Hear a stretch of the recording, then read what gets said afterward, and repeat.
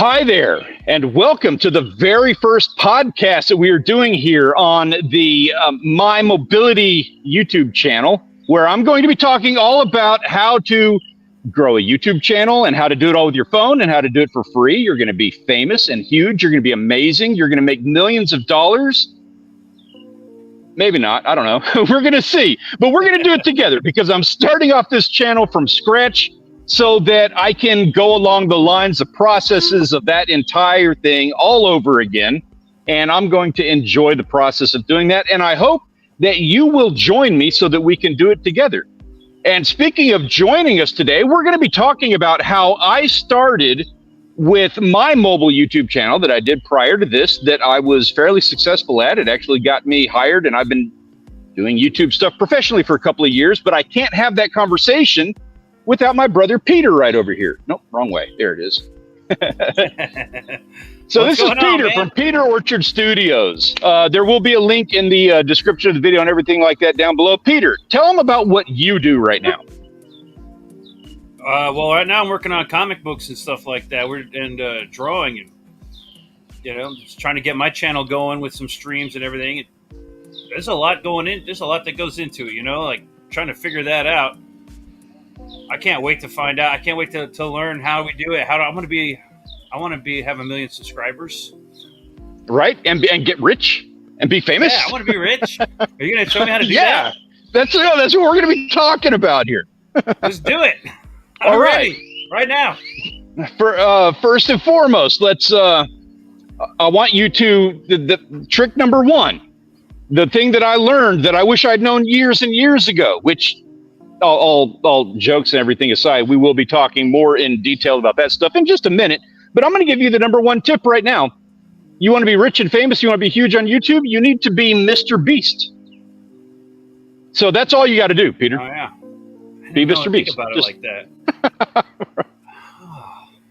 Yeah, that's I know, so right? Smart. It blows your mind. I don't know why I didn't think about that before. That's a joke, of course. One of the number one things that a lot of people fall into, and this is a conversation that we are going to have just over and over and over again. People like to make comparisons. You know what I mean? They see somebody doing a thing, and they think, like video gaming is a wonderful example of that, where it's like, somebody's playing Grand Theft Auto on a YouTube channel. You're like, I can play Grand Theft Auto on a YouTube channel. They play Grand Theft Auto on a YouTube channel and they don't have 1 million subscribers. So the idea is then that YouTube is holding them back. Somebody is doing something because they're doing the exact same thing the other guy is, but they can't make it. What's up with that? Don't fall into that mental trap. Don't be that guy. You don't need to be Mr. Beast. You just need to make good content. You need to do good stuff. And Peter, you've done a lot of videos on your channel. You are an excellent person to have on this conversation. For one, because you were the beginning of my YouTube channel, of everything that I have done. Started off like you in high school. You were the video guy. You were the one that went to college and you took the TV and film production classes. You were the one that got me excited about it in the first place. We did some work for some the indie film stuff in Corpus Christi. We had a couple of independent films that were interesting, to say the least. And that's actually something that could tie into like this whole thing with the figuring out how all that works. It absolutely does. It was an unfair advantage having that experience and then jumping into YouTube. You know what I mean? Like knowing all that stuff, having done it. Yeah. I got stuff, man. Codex. Yeah. I was just going to say that was the biggest nightmare I've ever experienced in my life. Thank God you don't have to deal with that quite so much these days. I understood it enough to figure out how to do it. And when you only got a week, we were doing the 7-day film festival. You have a week to film it and edit it and have it ready to go. We were filming with cell phones back before every phone had a different proprietary file format. So you had to change the codecs and everything to get it to all work with the Microsoft Movie Maker on our laptop. Yes, the free version. Yeah. So I don't even know if there was a paid. Nightmare trying to convert every video from every different phone and everything. And I had just a little bit of experience doing that stuff where I worked at the time. and it was like a nonprofit video organization, but it came in handy. We pulled it off, and it's an interesting video. And we won an award. That was BAC, right? I think that might be on my channel. That was BAC. If it's not, you need to put it there. Some of the other films that we did, Yeah. Peter has on his channel. I was thinking about that earlier today. Like, if given maybe more than a week of free time together, I would like to redo BAC. Oh yeah, that'd be fun. That'd be a lot. I'd have a blast doing that. We got to get most of The old crew back. Yeah, most, yeah. So that all plays into it. That's how I got my start. I wasn't a video guy. I wasn't into that. YouTube didn't even exist back then. We did some after a couple of years of Peter learning all this stuff, and I was riding his coattails. I was just like, whatever. I think I was camera guy. Well, I mean, we all switched around our roles and everything, and knew the most rudimentary stuff to do on Movie Maker.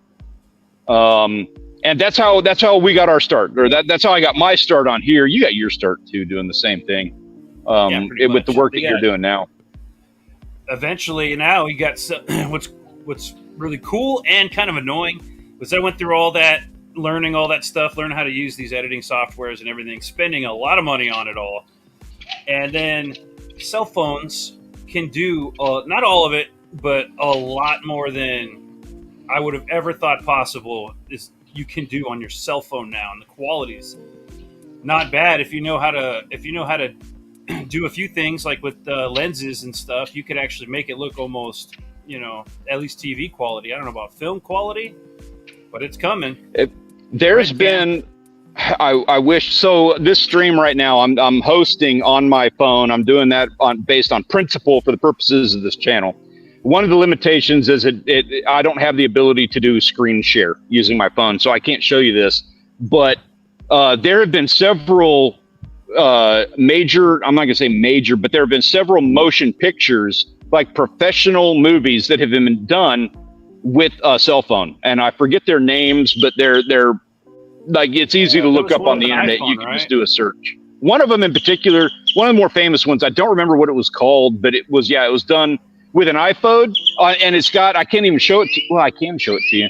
It was done with a mount, just like what I've got here is cool. So one of these guys. Oh yeah. That I've got my phone just sitting in a cage like that, so that allows you to hold on to it, and you're a little bit more stable viewing it and stuff like that. So that's exactly the rig that he used when he filmed that. That's cool. And now you got mics. They got, for a minute it was hard to find the right equipment that was compatible with phones, especially like if you had an iPhone. I never had an iPhone, but now you got everything's that regular microphone jack or USB, or they've got adapters. There's so many different things you can use that are compatible with cell phones to make even more professional. I've got a condenser mic that will plug into my phone. I was going to say, one of the things, this is one of the greatest limitations that nobody realizes with a cell phone. It's not that you can't find the microphone, or you can get lenses now, like multiple different kinds of high quality Leica lenses for your phone. You can get stuff like StreamYard. You have editing software. You can do sound engineering. The AI stuff adds a completely new realm of stuff that we're just now discovering. But the biggest problem that I have, bar none, making content on my phone, is getting it to fit in the case. Like the plug for the microphone, the USB plug is not long enough to fit through the phone case, and I have to buy specific 3.5 millimeter jacks if I'm running out of a jack like that. I have to have one that's not only longer, the same with the USB-C plug for that. It's not just longer; it has to be thin enough to fit through the port on that plug. Sucks. Oh yeah. And they don't make them all like that. Like some of them are meant to plug straight into the phone. Yeah, exactly. Cases do get to be a problem, especially with all my those things that hold. Here I got one right here. Where is it at? One of these guys that holds the phone on your tripod and stretches. Well, it's designed to hold the phone, but with the Yep. case, it adds another little bit extra, and it's Yep. like they're And not they don't designed fit. for that. Yeah. That is kind of annoying. Yeah, I have that like a same like the issue. little screw part. So I have one made by Ulanzi that I love because it's all metal, and I like metal. I like it strong. And it's the way it's set up is it's got a bottom mount piece and then a top mount piece that clamp down on the phone, just like yours. And then it's got a metal back to it that has a long screw, and you use that screw to tighten the top down onto it. But the screw is literally like 1/8 of an inch too short. I had to remove the little pads from the top and the bottom to add an 1/8. Yeah, just like that. Just like that. I had to remove the pads on the top and the bottom in order to make the phone with the case fit in there. Yeah, I like these. Use this thing for videoing like overhead. Yeah. With my phone. Maybe I should get a mic. I want to get another one for a mic, so I can like pull one down over here and then pull one down over here, and you know. Oh shit! You look. It's amazing. It works. Oh, live happens. That is. I want like 3 of those now. You got me sold on that. On my table. Here's the problem. It didn't fit the phone case, is what happened. This part here is like not the best. Is that the clamp? The clamp that goes to the table. It's not very long. Yeah. I need a bigger one that I can really clamp down onto to a table because this thing's heavy. So and those things are like $30. That clamp alone is like $30. Well, plus you got to find something that has the right fitting, because on this, the fitting here, like this clamp's not very good, but you got to find something that this will fit into.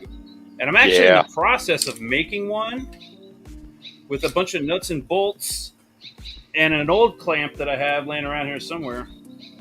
I'm doing some remodeling to my studio. Yeah. So I've got, oh man, a big mess everywhere, but yeah, I don't know. I've got this really big clamp that I love, but that thing is too small to fit in the little pocket, the little hole. So I'm thinking about drilling out some bolts so I can make a custom one, and it'll work really good that way. That thing really. I have a box, like it's a 1 foot by 1 foot by 1 foot, if not something like that dimensions box that is filled to the brim with screws and shoe mounts and the GoPro mounts and all of the different connections and things, because I jerry rig everything to make the camera mount work. It's almost worth getting a couple of those kits that are like camera That's what kits. I did. Yeah, just because to get all the extra different parts that you can kind of intermingle. It's like Legos, except with cameras and stuff. It's kind of fun. It's like Legos for YouTubers, for adult men and women, everybody. I have like a bunch. Before I had that big arm, I had like these metal bars that just basically they were on swivels, but they're just 2 metal bars, and I had a couple of those, and I used to wire, like have that thing run through so many different, just to get that perfect angle, but it was such a pain. Anytime I wanted to move the camera, do anything with it, or like if my desk moved, the whole thing would kind of shake like that. Yep. So that didn't work out. I use it for something else now because it's just so handy. And you can't beat the octopus. That octopus is one of the coolest inventions I've ever seen with film. I have had probably 5 of those octopus gimbals. I love them to death, but because I do all my stuff out at the beach, like my prior channels, all for anyone who doesn't know, I do fishing content. I spend a lot of time at the beach and beating my equipment up offshore. And those octopus gimbals, even the Joby, which is the absolute best, the GorillaPod, I love that thing to death, but I absolutely destroy them. And it takes about a year and a half, but every year and a half I have to replace those things since they get so beat. Despite that, I still love them. I'm not knocking them. Like, it's amazing the beating that they're able to take. Yeah, the legs on mine still work pretty good, but the swivel for the camera, it's like the camera's just a little too heavy. There's no way to tighten it, It is what it is. And once it starts to get loose, you either gotta, I don't know, maybe Teflon tape or something might, that's a thought. I've never thought about doing that. I I like thinking. I've done thinking about super stuff glue. like that. Yeah, I've done super glue a few times, and that never worked for me. Did that on tripods. Yeah, super glue I wouldn't use. That Yeah. destroy the plastic. Yeah, it didn't do the design. It didn't have the desired effect. I end up like replacing everything about once a year. New tripods, a lot of new mounts. I'm replacing all my mounts with metal mounts these days. Metal mounts are the way to go. They're just more solid, more secure, and if you got a good table that they don't just fall off of. Or like I'm using them out on the boat, and like Perry's boat, like that's a big damn boat. That he's hauling. And I had to get one of those $30. It's the most ridiculous, stupid looking thing. And I got yellow because I knew it was going to look stupid. So I got a yellow one. But I got one of those big, like 10-pound, heavy duty $30 mounts. And it's got the one little like 1/4-inch screw hole just so that I can put that tiny little like GoPro mount to put my phone on when we're recording up there. It's the only way I can trust a good shot with that, though. But I will say, like the time lapses and stuff like that, because that thing is so freaking steady, it is so strong, overpowered for what we're doing, which is what I needed. But because it holds that shot so steady, it's got a perfectly steady view of the boat, like while we're hauling, and it makes for a neat time lapse because the waves and everything are all bouncing in the background, but the boat is staying perfectly still in the foreground. So the one problem with metal, I don't know, maybe you got a way around this, is that when it's too rigid and you're on something like a boat, every time the boat hits the water, everything kind of vibrates, right? Yeah. So that's where you get like the padding in some of those clamps that kind of helps take that away. But is that a problem when you're out there on the boat? I know you got to have something real sturdy so that it doesn't fly off the boat when you're going, flying through the water. But yeah, I've had that problem for sure. Time lapses doesn't hurt it too much. To be honest with you, heat hurts it more than anything. Dealing with heat is down here, we're South Texas, and man, cameras and batteries and stuff overheating is a huge issue. I've got a waterproof case that I replace every year because also the that gets scratched, and the second you get a scratch on that piece of glass over the lens, it's ruined. So I get a new waterproof case every year. If it gets too hot, like that thing, I'll just stick it in the cooler or something for 10 minutes to cool the thing off. That's a weird thing with cameras. That my camera is not like one of those crazy expensive cameras or phones or whatever, but the fact that they get hot now because they're so high quality footage that I guess they get overheated. That's kind of bizarre to me. And when it comes to those cases you're talking about, the waterproof cases, the screen, it's like there's a couple of different kinds. There's like a glass screen that it's hard to touch. It's hard to do the touch screen. And then you've got the little rubbery ones, which I don't trust taking my phone in the water with one of those, but they work better until they're underwater. And so then it's kind of like, well, what's the point? I guess if it's just a splash guard, then it's better to have like the little rubbery ones. You talking about that clear plastic bag that's got the zip thing on the side? No, I'm talking about kind of like what you have on your phone. It's kind of like a film or it's whatever, like some kind of like plastic, whatever, rubbery plastic stuff that it's clear and you can see through it, but it's like you could pull on it and it's it's like a material, not material, but it's like that, I don't know what you call that, latex or something. Mm-hmm. Versus just like a screen, like a solid like glass screen. The problem with that is if you take it too deep, then it'll crack. Like one of that's a good. Well, I never, even with this waterproof case, I have multiple waterproof cases. Like I actually have a whole collection of them, and I very rarely. I learned a long time ago that this waterproof case that I've got on my phone right now is just my EDC. It's my everyday carry case. That's just the regular case for it. And that's fine if I need to real quick put it underwater and get a shot, or if I drop it in the water, it'll be fine. And it's redundant anyway because the phone itself is IP68. So I made sure to get a waterproof phone for what I'm doing in the first place. Oh, that's cool.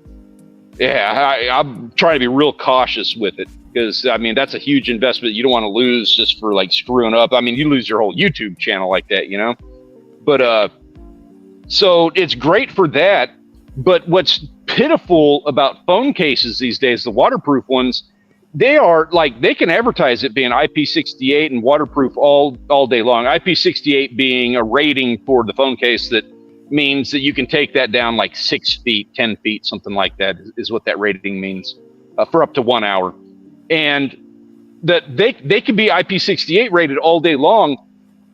You are not going to be able to operate that phone underwater. Like that touch screen, the water pressing against it is going to operate every single thing on that screen. And what happens is when you're filming, you've got your camera on, and it's like the phone, the screen is touching the phone because of the water pressing on it, and it causes the zoom to just zoom in and out and do this just the entire time you're underwater, ruining your shot. That's when something like that glass would come in handy, because that won't do that. You know what they have is a thick. It's like that same piece of plastic, but it's got 2 layers to it, like an inner layer and an outer layer, and then it's filled with gel. And that gel compresses with the water so that it doesn't push up against the screen as much. And that worked okay. Unfortunately, the rest of the case that I had was garbage. It's the only one I've seen like that. And cool so idea. Like, it's a great idea. That one didn't work. So I'm curious to see if somebody accomplishes that on a different one in the future. That's still a long far cry away from what I made like back in the day when I had that little that camcorder, and I needed to take it underwater. So I took an old ammo bucket and I carved out a hole for the lens, and I made like this custom styrofoam holder for the camcorder. Now you couldn't use it once you put it in there. You just hit record, ammo bucket, lock it up, and of course I had plexiglass on the inside because no way it wasn't on the outside. I think it was on the outside, so the pressure wouldn't like blow the lens into the box. It'd be like holding it tight. And then I used marine glue and put handles on it, made it look really cool. This ammo bucket, that thing, and it worked. It actually worked really good, except it's basically like holding a box of air. So I remember in the surf that one day, I was like trying to film somebody with that thing, and a wave just smacked it right into my face. And it's like a big metal box that I'm like, boom, like, oh, that's not a good idea. So we had to kind of like go back to the drawing board for that. For years, I was trying to figure out a way of doing that with PVC pipe. You know, similar thing, because you could theoretically just screw on another end, screw on 2 ends. Some Teflon makes that watertight because that's what it's intended for. You just need that glass thing. But the problem with that too, what used to suck about those old waterproof cameras that we used to use like that thank God is not the issue like that anymore, is that you would have to turn it on, hit record, put it in the box, seal it up, and then go film everything. You get one shot. Yeah, there's no multiple takes. If it dies, if it overheats, if you accidentally didn't hit record, if something causes it to stop recording, if you placed it in the wrong direction to where it focused on the inside of the box, like so many things would ruin your shot like on those. I remember there was one time like a single drip was like going down the plastic, and the camera kept wanting to focus on that. And I had all the sea turtles and stuff I was filming. I noticed that it helped whenever I filled it up, when I filled up the case with like a top and a bottom to hold the camera better. But it also filled up more of that space, so there wasn't as much air in there. So it didn't float as much. It still floated, but it was like it wasn't heavier. It was just, less air, so I could actually take it under a little bit easier. But then I got a single drop of water going down that plastic lens, and the camera freaked out. But I did put the remote for the camera in a little plastic baggie, and the remote was fine. It never got touched by water, and that actually worked. If you hold it, you can hold it in front of the lens and get to the camera. The problem with that was you couldn't tell if it was recording or not. You just kind of had to hope that it was recording. This last trip that I had a remote, and I was experimenting with it. So I used it for like one segment of the fishing trip, because I had the camera mounted up on the very top of the boat where I couldn't reach it, and I'm trying to fish, filming a fishing video. So I had the Bluetooth remote, and I know that thing drains the battery, but I had all my charging stuff. I was prepared for that, and I was using that remote to like record and get different clips. And I went back and double checked it. Thank God. lesson like you need to absolutely do, no matter what you're doing, double check your shots, especially if you are experimenting. You need to force yourself to go and double check your shots and double check your audio when you're checking not just the video, double check the audio as well, because you'll find issues with it. And when I went back and checked that, the stupid remote for the thing it would record for like 2 seconds and then stop. Yep. And every single shot that I missed at that, luckily I didn't miss anything important, and I chunked that remote in the trash and never looked back. Like, I just went back to the old school way. You know, same thing happened this past weekend when we were in Oklahoma. I was filming with this little Osmo Pocket, and for some reason, because it connects to my phone, and for some reason it kept turning off, and I couldn't figure out why it was turning off. I guess what it ended up being was I had to format the memory card on it because it just wouldn't record on this thing, even though it's the same memory card, and I don't know what happens, but I had to do a little format and everything worked. But if I hadn't checked all that, you know, and just kind of assumed that it was recording, which it helped that it was plugged into the phone so I could actually see everything, because it's got a little screen, but you can't see anything on that tiny little screen. Like, this thing it's a really cool and films like excellent quality, but that tiny little screen right there, yeah, that thing is, oh man. But it is really cool. I like playing with this thing. When it's recording, does it have like a red light? I'm assuming it has a red light in the front and probably like some kind of red light that pops up on that screen on the back. Yeah, so it turns red. The little green light right here it turns red whenever it's recording. But that's cool so valuable having that. It's got a way to wirelessly connect to my phone so that I can, like, you know, play around with it like that. The one thing, I don't know if the new ones they have, which have bigger screens and I don't know if they're, I guess, better quality and everything, but Wi-Fi, man.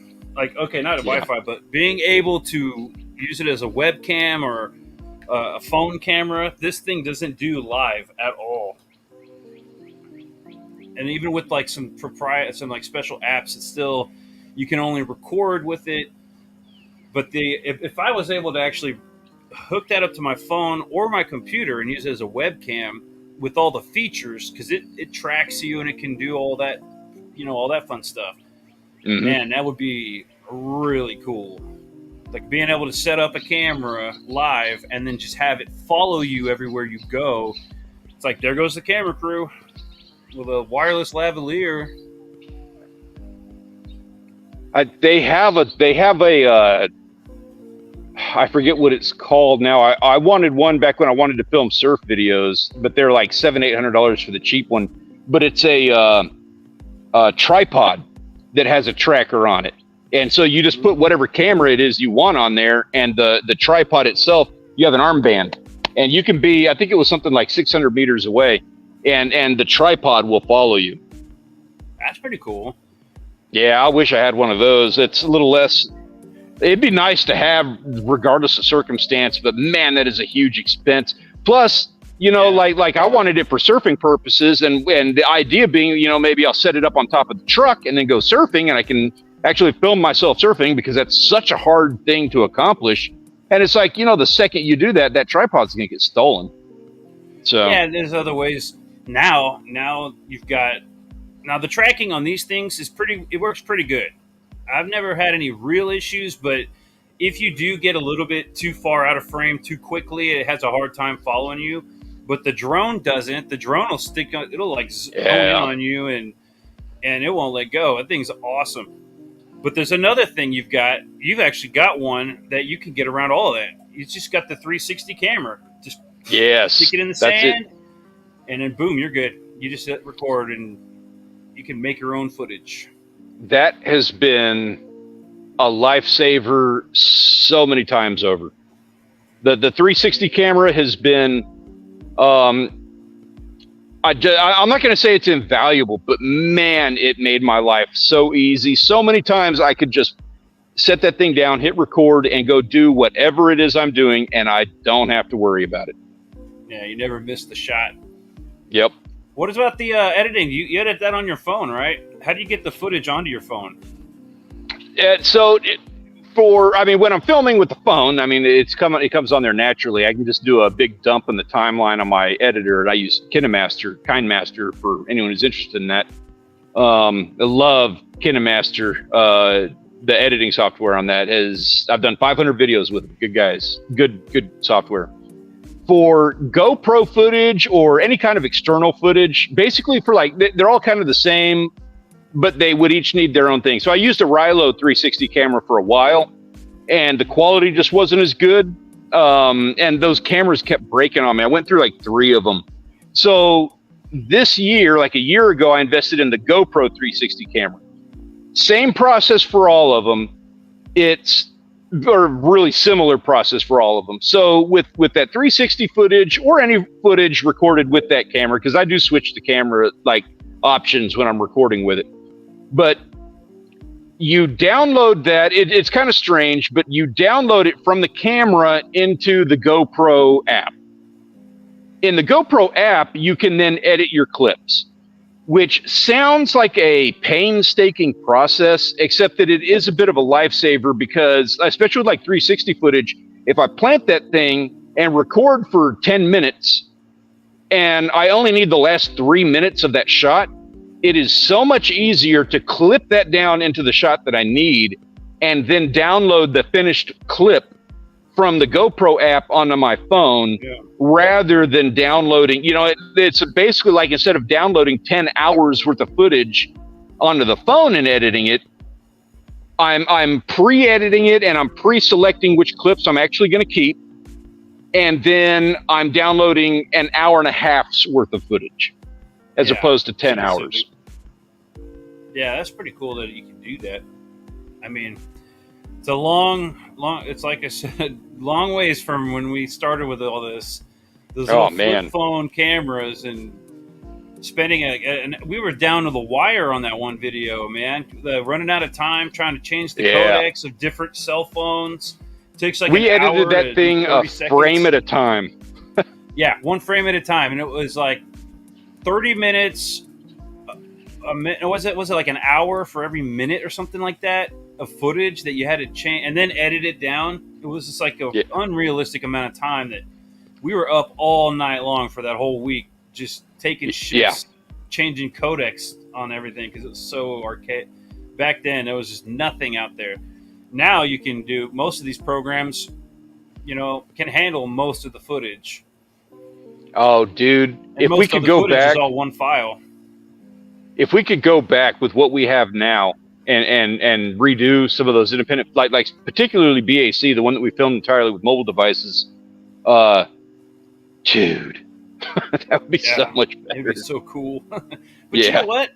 Something I noticed is once you start getting all that fancy equipment, you stop getting creative with it. Yes. You stop getting creative, And that's like a hard thing to come back to. Like, oh, I've got all the stuff. I've worked hard. I put my studio together, and now I'm just like, oh, now what am I gonna do with it? One thing. One thing that I do is I specifically look up like right now. I feel like sometimes some of the stuff that I'm doing is like dry. It's like stale feeling.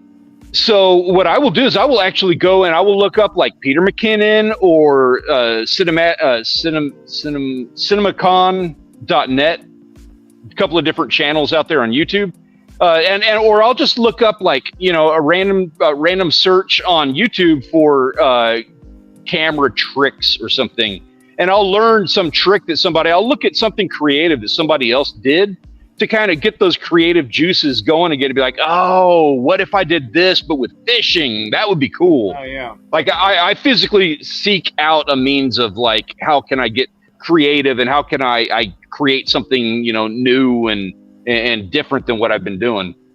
I like those old documentaries on movies and DVDs and stuff. When you watch the making of how they do like a Star Trek movie or something, and you see how they came up with some of those practical effects. It's like, wow, that's really cool. That's a smart idea. I want to do that, and you play around a little bit. That's pretty cool. There's something I've been wanting to play around with a little bit, but I haven't yet. Haven't really messed with it yet, but this was another one I thought for live streams or videos. One of those reader, one of those like reading things. Putting that in front of the camera, I don't know what that would do. A reader? Oh, yeah, I see what you're saying. Just to change, kind of have a warp. So that right there, what I see with it. Yeah, is like if somebody's drunk, that is the best representation of like them being drunk. Putting that in front of the lens. Or if they're messed up on drugs, that's your messed up on drugs camera view. Oh, here, let me fix it. Oh, wait, there we go. What are you doing there? Whoa, that's just cool. Like, you can like warp. All right, I'm doing it. I'm using this thing for for a live stream. Yeah, for a live stream. Coming at next you. Time you need to have that on your like in front of your camera, like when you do a live stream with one of your Comic Skate guys. Have that on there and be doing like your whole like with a drink, like you're. Yeah. Like, I got it. You know what they say. Oh, hold on. I'm not drunk.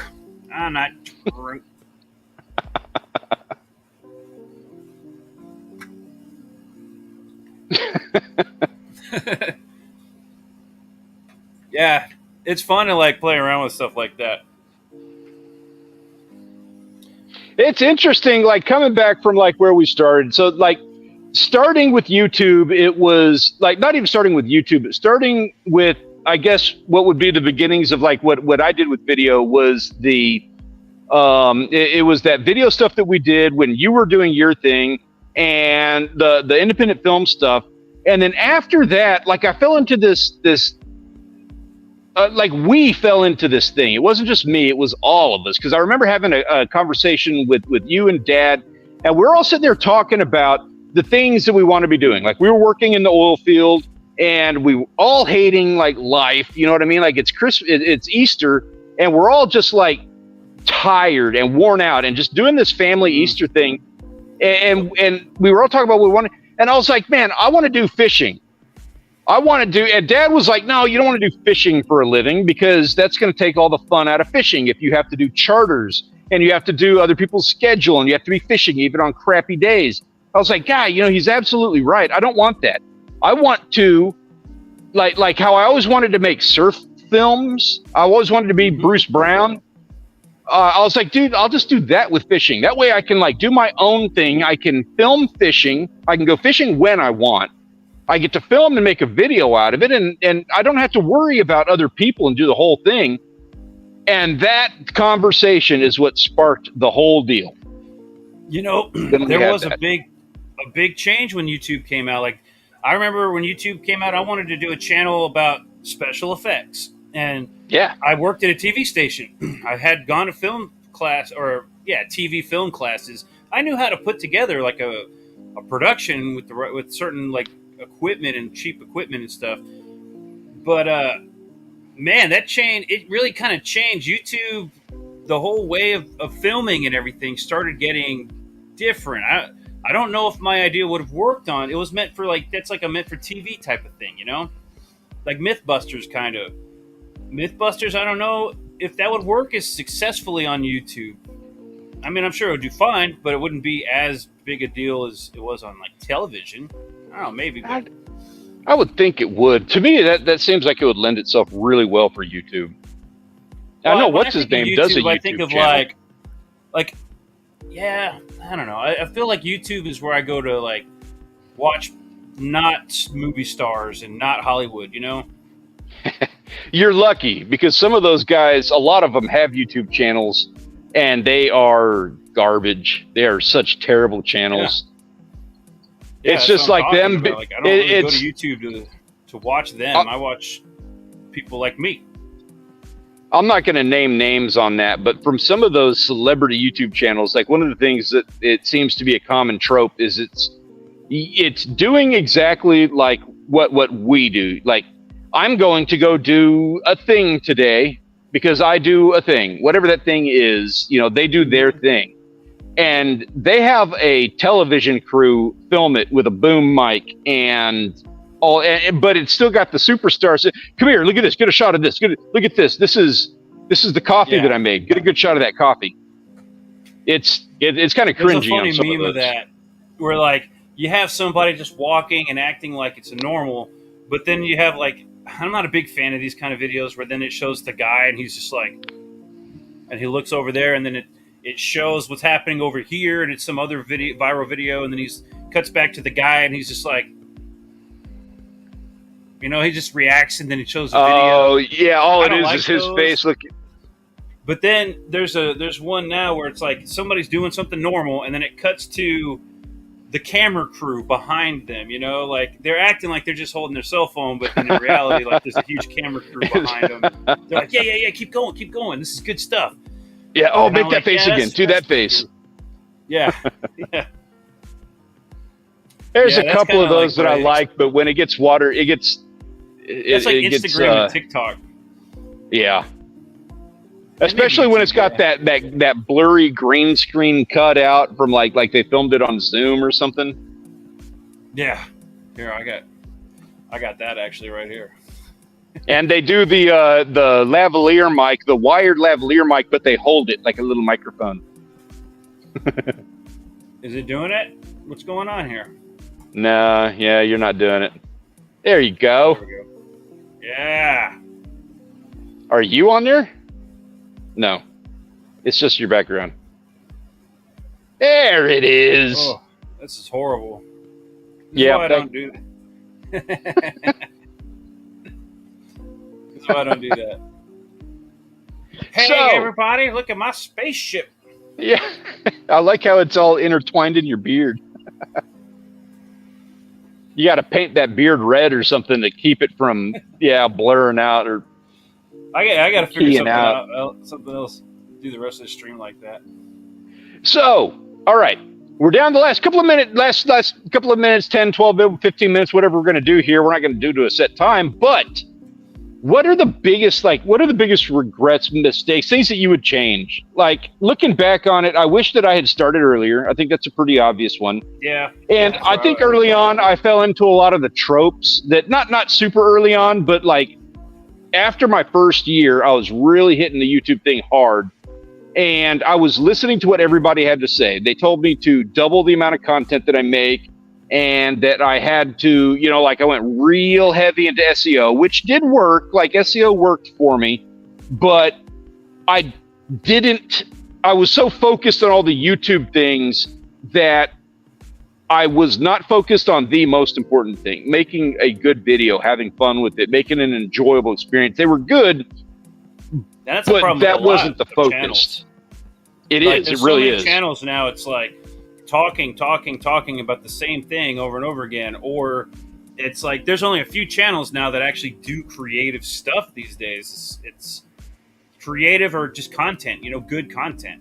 Like content for the sake of content.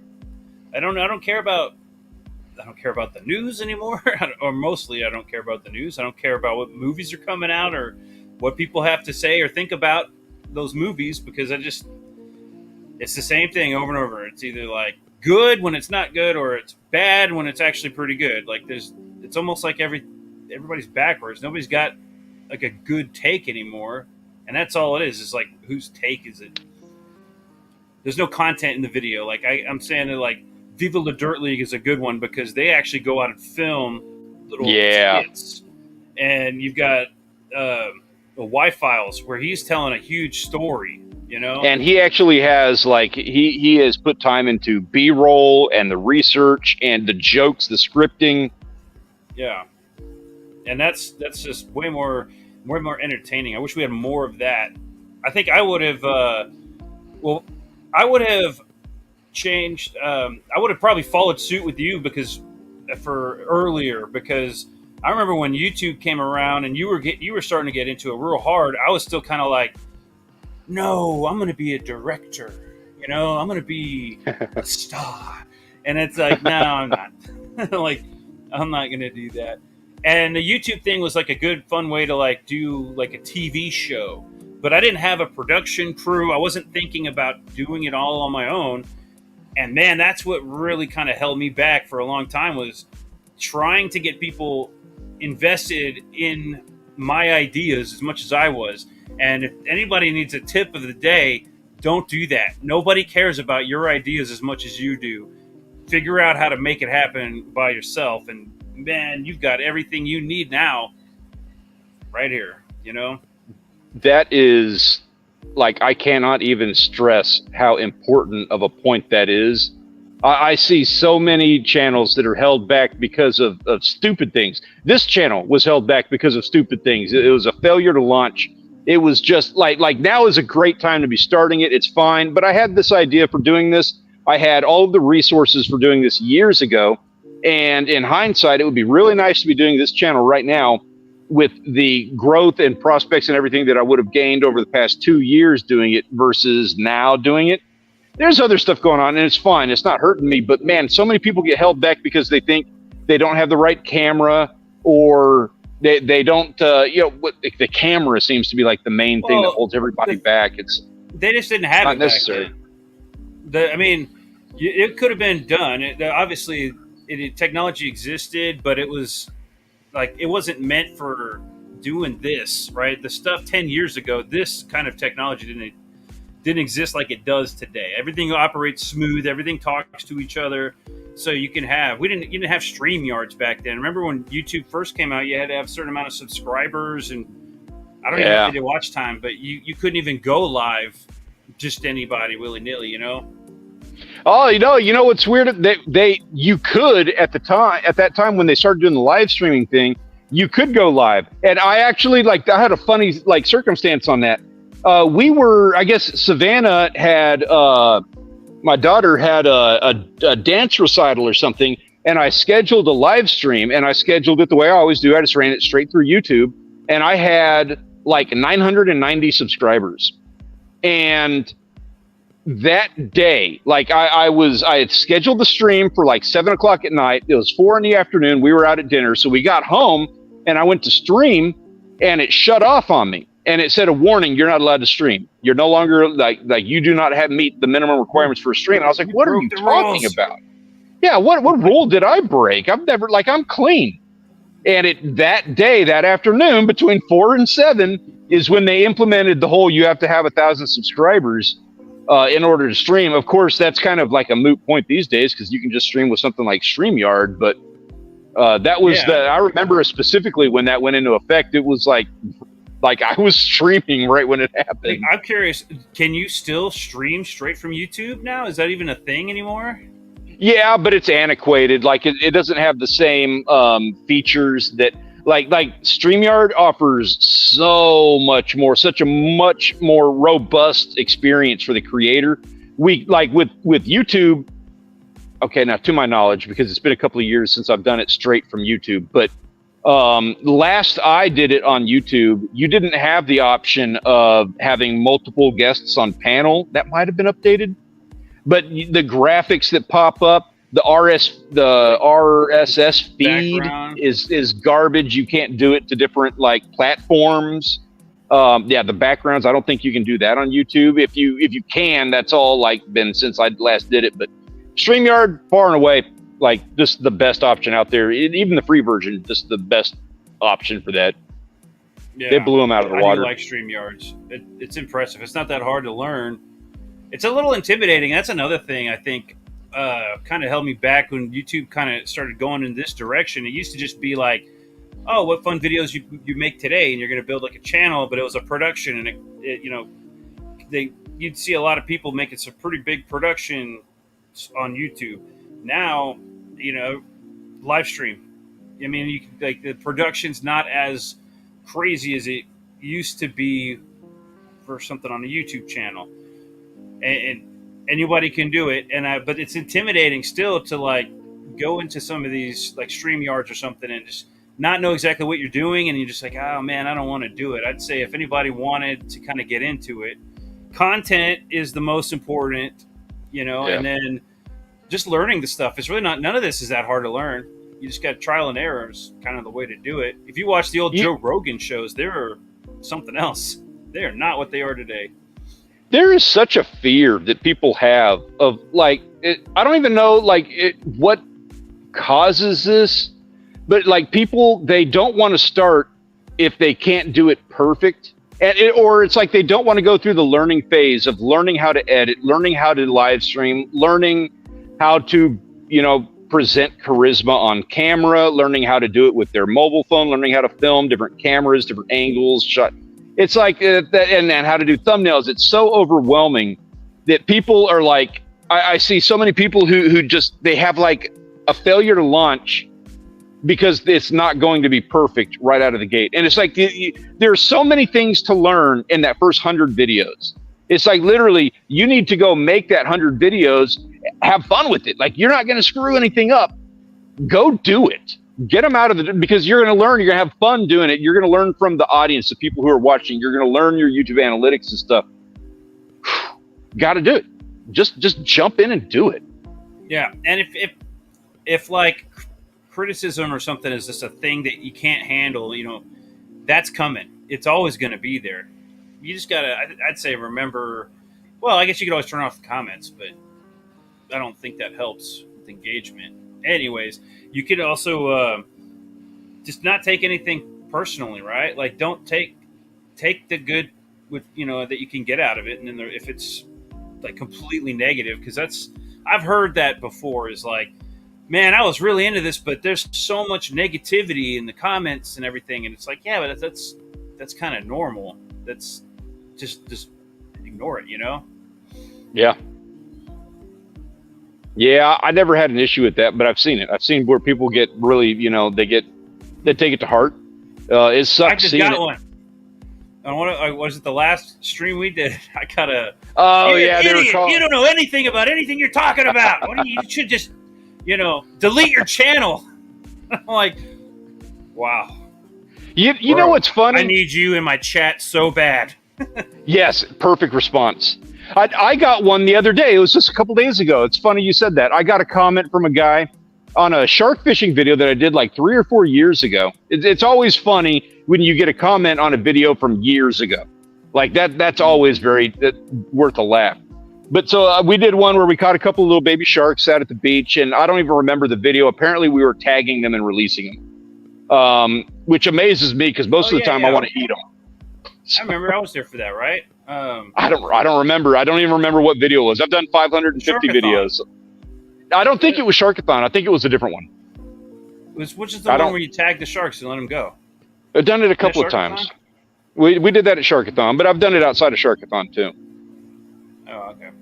So I don't know. I don't remember. Or it was Rachel talking about doing it. It was a Rachel thing or something like that because I know she was in the video. But anyway, so this guy left a comment saying on this video from years ago. I don't even remember the video. I don't remember the day or anything about it, what we were doing. And he said, I like your content. You do good stuff. But FYI, there's a 36-inch limit on sharks. And so I've had this conversation a bazillion times, literally the number bazillion times. The limit on sharks is 24 inches. If you're going to keep a shark in Texas, it's 24 inches. So I was like, how dare you? Yeah, it's different. Like you can't keep them almost. You can keep like one species once per year or something like that in Florida. I don't know. But in Texas, 24 inches for select species is the limit. And we were probably catching 30 inches. You know what I mean? Like they're not big, but they're also not the terribly tiny ones. And apparently we're tagging them. I don't know. By tagging probably means tagging them in the cooler for dinner.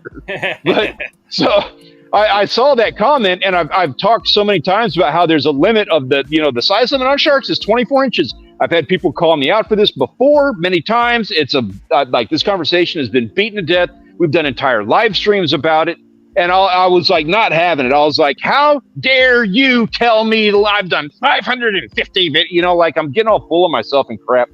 And I wrote him back and I said, like, I kind of took a day. On comments like this, I always take a day before I respond. I never respond immediately because that's the thing. When they leave a comment, that's there. That comment is there. Now you get all the time in the world to craft the most masterful response ever. You get to be a genius every time because you get to take the time to respond, you know? So I waited a day and I got back. I wasn't as hot or full of myself the next day. And I wrote back to him. I was like, man, I really appreciate, like, I was really nice. I was like, I really appreciate you. Like, come and watching the video. I appreciate all the nice things you have to say. That really means a lot. And I appreciate you taking the time to give me some feedback on something like this, because I think that is very valuable information. In most circumstances, you are doing something like really good, like you're helping everybody out, like keeping an eye on regulations and stuff. However, I would respectfully like to differ and say that the size limit is actually 24 inches. It's not 36. Like I know this one. I know enough about like not getting arrested for sharks that I know it's 24 inches. So he wrote back like immediately and he said, Stanley, that is like the nicest response. I can't believe I even got a response to a YouTube comment. That's like the nicest thing that I've ever seen on a YouTube video. He had some really nice things to say. He's like, actually, there's a 36-inch limit when you tag a shark. They don't want you to tag under 36 inches because those smaller sharks have a harder time swimming away with the tag. I had completely misunderstood what he was talking about. I was completely in the wrong, despite how full of myself I was and how animated I was. I was the jerk. I was the one that got it wrong on that. But because I took my time, had a respectful conversation, and I wrote back to him and I said, dude, I am so sorry. I did not know that rule. You got me on that. And again, I really appreciate you informing me, giving me some insight, you know, because if I had not handled that in the way that, like, professionally, I would have looked like such an idiot. But because I took my time on it, I gained a super fan. You know, I gained a buddy out of that conversation by having it professionally and doing it right. So when you get those shitty comments, it does happen. Understand that there can be a miscommunication in the mix somewhere. Like sometimes you have to read between the lines. And sometimes you just have to just block them. Don't let them get to you. Sometimes just like you were saying, give it some time before you respond, because, you know, if you respond right away, it's not Twitter, you know, where you're if they're still there waiting for that response, you know, and then you're going to have a back and forth, it just like, I don't know, it just doesn't seem to make sense. Like you want to, I guess, try to keep the comments positive, right? Like, or have like a good response, not jumping to conclusions would be, I like that, waiting a day or something, you know, waiting a while to respond. That's a good idea. Dude, especially when you get a really crappy comment. It's nice when you sleep on it and you come back like in the morning when you're fresh, you got that cup of coffee and you're like, all right, let's cuss this guy out for real. Let's do it right. I'm going to go my friends. We're going to have a think tank. What's the best, like the joke squad? We need to script out this comment, the response to this, so that we really burn this guy right. Yeah, right. Hey, I got a question for you. First of all, congratulations on the new channel. This is the launch. Appreciate that. I like it. It's cool. What do we expect? What are we gonna hope to expect from this channel in the future? Dude, thank you for that. I really appreciate it. So yeah, my approach on this is going to be really simple. I spent the last few years working. I've worked for YouTube. I've done some research study for them. I worked for the past 6 years as a member of the staff with TubeBuddy. I did their community engagement, and I did their. I was a channel manager, and I did all kinds of stuff. Answered a ton of emails, you name it. I did it over with TubeBuddy, and I spent the last 7-8 years growing a fishing channel using only a phone on YouTube.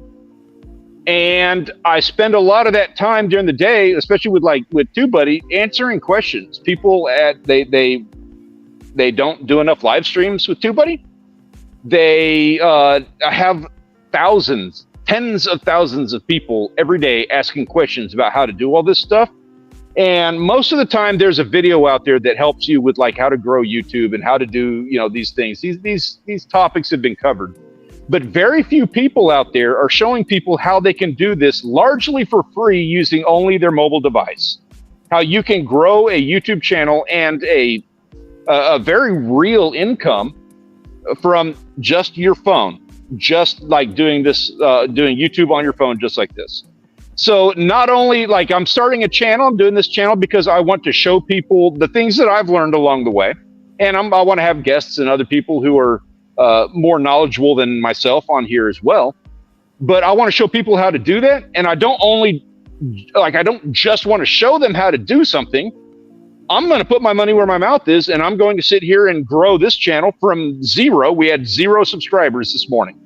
I'm going to grow this channel, practicing what I preach. I got 5 in one day. Not bad. You know, that's another thing I probably would have changed. I would have watched more of those videos. That's something that you really jumped on that I was like, I'm not going to watch that. What do they know that I don't know? You know, that's like, I wish I had watched more of like that kind of stuff, like to really understand YouTube. A channel like this sounds really cool, where it's like, wow, I can do it like pretty much for free. That sounds awesome. Yeah. But what do you think would be the first thing to somebody who's like, I want to know how to do it? What's the first thing you could recommend? Well, I mean, the first, Step my one. God. Get the phone. Yeah, the phone. Have the phone. It doesn't even matter what kind of phone it is. Go get one of those $50 phones from a pawn shop. Like whatever phone. It doesn't have to have a phone plan. You just need a phone. I would recommend you have to have a service. Plan. Yeah, I mean, okay, you could get a tablet or you could get one of those cheap Walmart phones, but I actually disagree. I think you need the plan so that you have access to the internet and the apps and everything else to be able to do more with the phone. You know, that helps, but I'm not even kidding. Like you have that Wi-Fi thing that you can do on any phone. So many times, it can be embarrassing. You're going to have to learn to get over that social fear. And trust me, I get social anxiety just like everybody else does in a very weird way. I do not like being in a crowd. Going to the grocery store and walking into an aisle that has 3 people in it drives me up a wall. So I completely understand the fear of this. However, you can take a regular phone. I've done this many times, and I go to the coffee shop 3 houses down the street over here, and I will ask them politely, "Hey, do you mind muting the music for just a minute?" I know it's ridiculous, and it sounds. I'm very embarrassed to say this, but I'm going to film a YouTube video, and I would just like to borrow your coffee shop as a background for this video that I'm going to film. It'll take me 3 minutes. I'm going to buy a cup of coffee, and then I'll be out of your hair. Never once has anybody said no to that. That's kind of good to know. Yeah. I feel like I'd be annoyed if somebody asked me that. Hey, you mind shutting down everything real quick so I can film another video? Yeah, you don't want to be in the way. Don't tell them to shut everything down. Like, hey, can you stop making coffee for a minute? Don't do that. Wait for all the customers to leave. Like, do it at 11 o'clock. Guys, can y'all tone down that espresso machine? I'm trying to film here. What's that called? The main character syndrome? Yeah, don't do that. Don't take that approach. That's not right. I will sit there in the corner, wait for all the customers to leave, and then I'll tell them, like, hey, I'm going to film, or I'll tell them in advance, but when the customers leave, I'll be like, hey, I'm going to film real quick, and I'm going to get out of your hair. No, you stop, but I'm filming you now. I'm going to get this live on. You're on camera now. Oh, yeah. Video out of it. Don't end up on a Leon Lesh video, please. Don't do that. And then say, like, my mobility told me to do it. Nope. Going viral. You got to go viral. Hey, I tell you what. So there are some select things that I would highly advise you do when you are first starting a channel, especially if you're doing it on a mobile device. You're first kicking things off. There are probably 3 really important things. There are 3 important things that I personally had to sit down, get with God moment. Is this for real? And I needed to cover these 3 things like I would with anybody else, so that I was sure that I was doing this right and that I was setting it up correctly. And I'm going to be discussing those 3 things in a video that I will be putting out this week. Thank you so much for joining me. I really hope that you come and check out this video. Please consider subscribing, because I'm going to have a whole lot of fun with this video that is coming up. I promise you, it's going to be a good one. Sorry for the micro engagement, but that's something you're going to have to learn how to do on YouTube. I promise you. Have a wonderful day. Thank you for joining me. I look forward to seeing you in the next one. And go out there and make something great. Night, Peter. Night.